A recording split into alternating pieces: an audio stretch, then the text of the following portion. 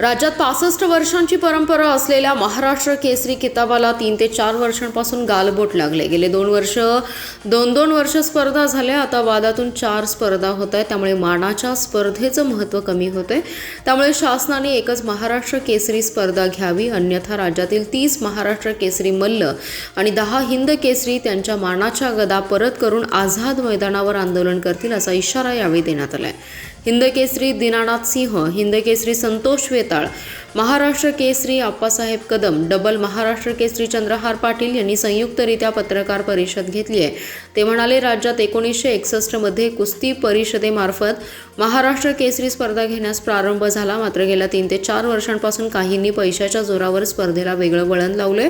त्यामुळे गेले 2 वर्ष महाराष्ट्र केसरीच्या 2 स्पर्धा होत आहेत। आता तर 4 महाराष्ट्र केसरी स्पर्धा होणार आहे। त्यामुळे या कुस्तीचं महत्त्व कमी होऊन लवकरच फोटोतच पैलवान दाखवावे लागतील, अशी स्थिती निर्माण होण्याची शक्यता आहे। एकेकाळी महाराष्ट्राच्या मल्लांना दिल्लीचे मल्ल घाबरत होते।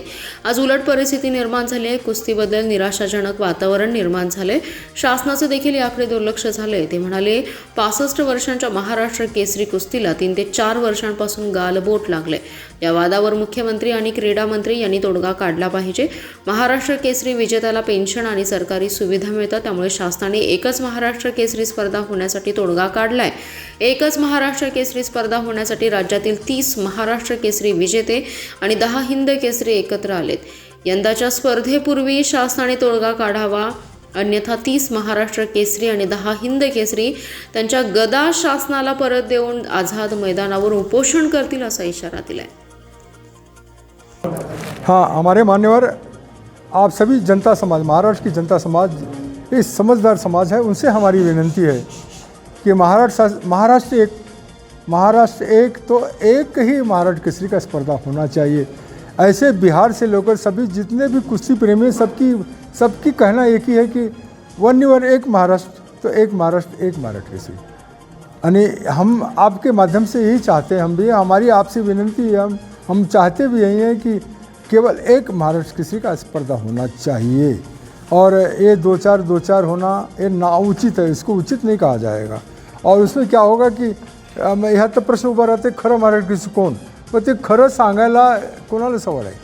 उससे बेहतर है कि महाराष्ट्र शासन को या जनता को आप सबके माध्यम से हम आपसे ये विनती करेंगे कि एक महाराष्ट्र केसरी में एक ही महाराष्ट्र केसरी होना चाहिए।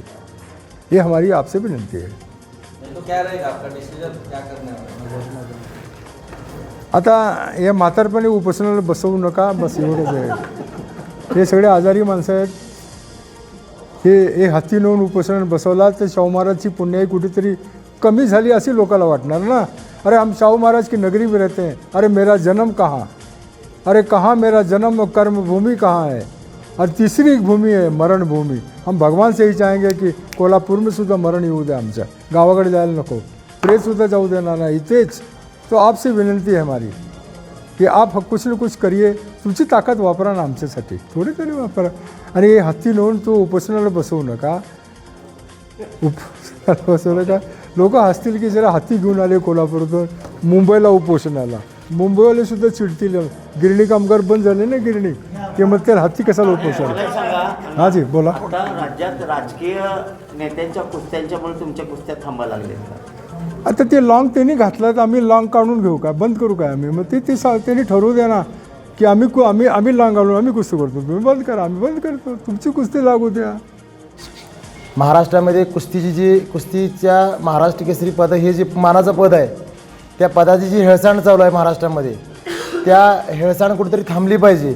म्हणून तर खरं आज आमचे गुरुवर्य दीनानाथ सिंह आप्पासाहेब कदम यांच्या मार्गदर्शनाखाली आम्ही आज आमच्या सरकारपर्यंत हे म्हणणं मांडतोय।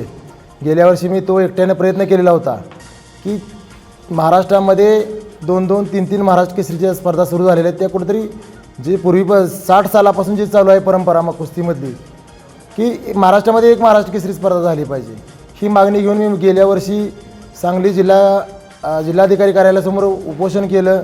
त्यानंतर मुख्यमंत्र्यांना निवेदन दिलं, क्रीडा मंत्र्यांना निवेदन दिलं की लवकरात लवकर यावर तोडगा काढा म्हणून। तो तोडगा अद्यापही निघालेला नाही। गेल्या वर्षी तरी 2 महाराष्ट्र केसरी स्पर्धा पार पडल्या। ह्या वर्षी आपण आज बघितलं असेल अनेक वृत्तपत्रांच्या माध्यमातून, मीडियाच्या माध्यमातून जवळजवळ 4 महाराष्ट्र केसरी स्पर्धा ह्या महाराष्ट्रामध्ये यावर्षी पार पडणार आहेत। म्हणजे खरोखर या कुस्ती खेळ प्रकार जो आहे आपला, त्या महाराष्ट्र केसरी पदाचा खेळ चालू केलेला आहे या संघटनेनं, असं माझं एक प्रामाणिक मत आहे. पण हे कुठेतरी थांबलं पाहिजे. शासनाने यात लक्ष घालून आज आम्हालासुद्धा आज संभ्रमावस्था तयार झाली की खरा कुठला महाराष्ट्र केसरी आणि खोटा आपण म्हणू शकत नाही, पण तोही कुस्ती करूनच झालेला आहे. पण यातला अधिकृत कुठला, आज शासनाच्या ज्या सुविधा मिळणार आहेत त्या कुठल्या महाराष्ट्र केसरीला मिळणार आहेत, हा मी एक कुस्तीगीर म्हणून पडलेला मलाही प्रश्न आहे. कारण 2022पासून ही प्रथा चालू झालेली आहे की 2-2 महाराष्ट्र केसरी, 3-3 महाराष्ट्र केसरी. म्हणून लवकरात लवकर या मागणीचा विचार करून मी मागणी म्हणजे ज्या गोष्टी पहिल्या सुरुवातीला कराव्या लागतात, उपोषण असेल, निवेदन असेल, ह्या गोष्टी गेल्या वर्षी केलेल्या आहेत. ह्या वर्षी मी डायरेक्ट आज आमच्या मार्गदर्शकांच्या सहमतीनं सरकारला एवढंच मागणी करतो आहे की ह्या 4 महाराष्ट्र केसरीची एकच महाराष्ट्र केसरी स्पर्धा महाराष्ट्रामध्ये झाली पाहिजे. अन्यथा आमच्या ज्या आम्हाला मानाच्या गदा मिळालेल्या आहेत सर्व महाराष्ट्र केसरींना, त्या आम्ही शासनाला परत माघारी जमा करण्यासाठी विनंती करणार आहोत. कारण जर सरकार जर ह्या गद्यांचा जर मान सन्मान राखत नसेल तर आम्हाला आमच्यासारख्या कुस्तीकरांची खरोखर ही आम्हाला एक दुर्दैव आम्ही समजतो. म्हणून लवकरात लवकर या प्रश्नावर तोडगा काढून हा प्रश्न मार्गी सरकारनं लावला पाहिजे. नाहीतर अन्यथा सर्व महाराष्ट्रातले महाराष्ट्र केसरी असतील, कुस्ती शौकीन असतील, पैलवान असतील, सर्वजण आझाद मैदानाच्या दिशेने येणाऱ्या काही दिवसामध्ये उपोषणाला बसतील. ही माझा आता प्रामुख्याने आजची मागणी आहे माझी. गदा परत येणार आहे का? जर शासनानं खरोखर ह्यावर जर तोडगा काढला नाही तर आमची स्वतःहून आम्ही स्वइच्छेने ह्या गदा आम्ही सरकारला परत करणार आहोत. की खरोखर ह्या गदेचा मान सन्मान राखण्याचं काम हे सरकारचं आहे, शासनाचं आहे, संघटनेचं नाही. संघटनेतनं आज 4 संघटना आहेत, उद्या मी माझी 5वी संघटना तयार करीन. पण शासनानं यात हस्तक्षेप करून अधिकृत संघटना जाहीर केली पाहिजे. तुम्ही मगाशी एक कोटीचं बक्षीस जाहीर केलं होतं, ते त्याबद्दल काय? माझं म्हणणं एवढंच आहे की एक पैलवान महाराष्ट्र केसरी तयार होत असताना ऐन उमेदीच्या काळातली सर्व शेतकरी कुटुंबातले पैलवान आहेत. ऐन उमेदीच्या काळातले 15-20 वर्ष खर्च करून जवळचे 50 ते 60 लाख रुपये खर्च करून तो त्या पदापर्यंत 100 पैलवान पोचतात आणि त्यातला एक महाराष्ट्र केसरी होतो. मग त्या महाराष्ट्र केसरी होत असताना आज आपण जर अनेक स्पर्धा बघितल्या, कुठं तर गाड्या जाहीर होतात, कुठं रक्कम जाहीर होती, ती रक्कम पण दिली जात नाही त्या पैलवानाला. म्हणून माझं एवढंच म्हणणं आहे की सांगली ह्या सर्व संघटना असतील आणि शासनानं जर संमती दिली किंवा सर्वांच्या एकत्र येऊन जर सांगलीलाही जर महाराष्ट्र केसरी स्पर्धा भरवण्याची संधी जर मला आमच्या सर्व टीमला जर दिली तर महाराष्ट्र केसरी विजेत्याला 1 कोटी रुपयाचं बक्षीस मी आज जाहीर करतो. त्याच्या पाठीमागचं मी आता कारणही सांगितलेलं आहे आपल्याला. पण जाहीर होत असताना ही महाराष्ट्रामध्ये प्रथा चालू झाली पाहिजे. पुढच्या वर्षी जो महाराष्ट्र केसरी स्पर्धा घेणार आहे त्यांनाही 1 कोटी रुपयाचं बक्षीस देऊन मग ती स्पर्धा आयोजन केलं पाहिजे. अशी ही प्रथा महाराष्ट्रामध्ये सुरू झाली पाहिजे आणि त्याची सुरुवात सांगलीतून होईल. ह्या गोष्टीसाठी मी ही मागणी करतो आहे.